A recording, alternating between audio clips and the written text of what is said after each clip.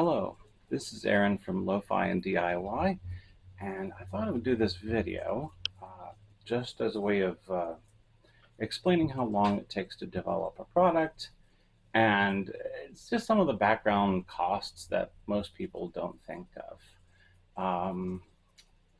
Basically, I just developed a product. It took me about a year from beginning to end to develop it. Um, I thought it was going to take me 3 months. It ended up taking about a year. And the product itself, though I'm really proud of it, it did take a great deal of time. Um, and Then there was another product where I actually just tweaked something that took me the 600 SE to Instax Y took me several years to develop and to finish. And all of that, by the way, is unpaid. So I'm developing, finishing it, hoping that I end up with a product that excites me, but also that hopefully some of you out there would want as well. But it is unpaid. It's not like these are big commissions. Um, so they kind of have to be done in the background, and that's why they take so long. Um, Let me just show you a little what I'm talking about. First off, let's say hi to Pepper, my dog.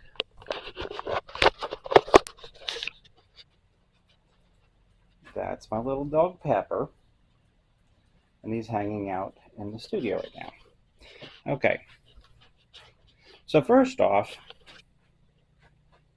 this product right here, and actually this is my prototype. It's not as clean as the one that I sent off, and I still have yet to develop a new prototype, but it's basically an I-type back for a Graflex 4x5 camera. You might have seen that video. Okay, that particular product, this is gonna be a bumpy ride. Let me set down the camera and then we'll do that. Let's see. Set down the camera right there.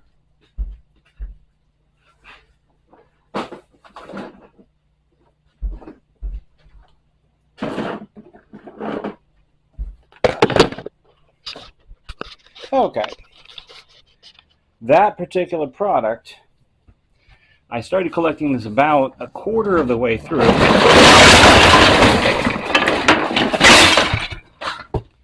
And this does not include bad prints.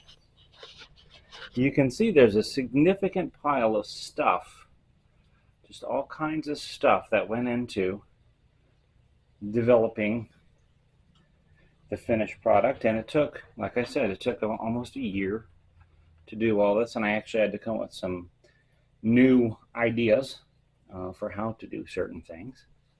So that was a challenge. And when you're looking at this, it may not look like that big of a pile. To me it does, but may not look that big of a pile, but it is about I would say $300 worth of PLA went through the project. Now that also includes bad starts, bad prints, etc., not just the ones that I got that worked. So that's kind of where that is.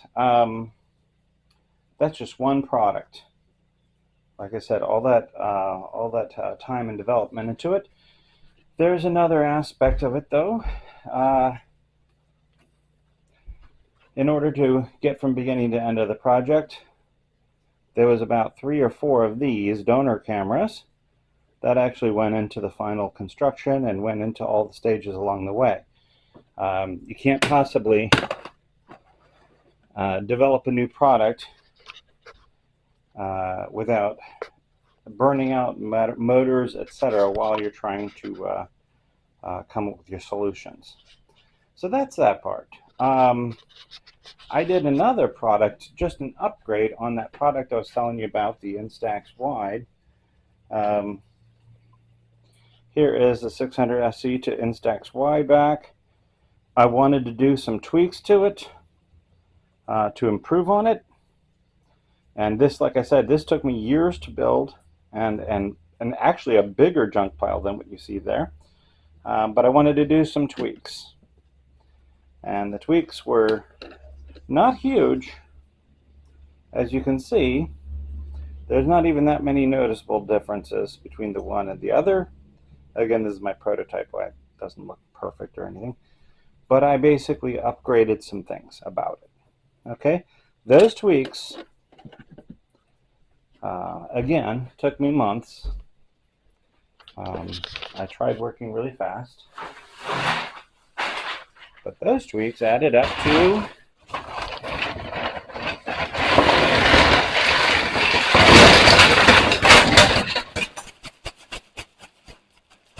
this much stuff. Okay, and again, throw in a few Instax wide cameras to that, because when you're developing something, again, you're going to end up using a few of those just to get the whole thing sorted. So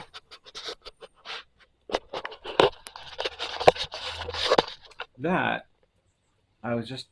is just an explanation I have for kind of why it takes a long time to develop a product. In case people are waiting on me to develop products, I have over 90 products, but it has taken me years to develop those. And it's tricky to roll out a new product. And as you can see, even to tweak a product takes a lot of unpaid material and unpaid time. I'm proud of what I end up accomplishing, and I love my customers. I just want to explain this is one of those weird little wrinkles, and this is kind of like how the sausage is made. It's kind of the not so glamorous side of it.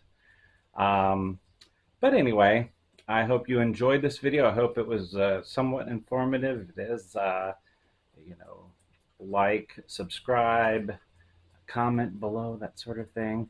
Maybe tell me what some of your experiences are in kind of like the trash generated in designing with 3D printing. Um, okay, well, thank you, and hope you enjoy it.